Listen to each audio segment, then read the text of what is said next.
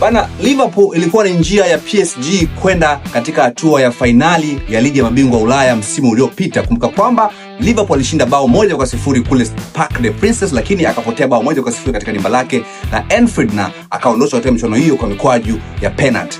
Msimu huu tena PSG na Liverpool, mechi iliyopita katika dimba la Parc des Princes, Liverpool kapotea chuma 2-0.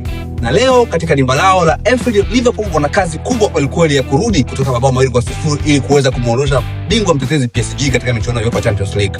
Mapema Dominic Szoboszlai amesema kwamba yuko tayari kufa akiwa uwanjani hii leo kuhakikisha kwamba Liverpool wanaenda katika hatua ya nusu finali. Liverpool leo wanatarajiwa kuwa na mshambuliaji wao Alexander Isak ambaye amerejea kutoka majeraha.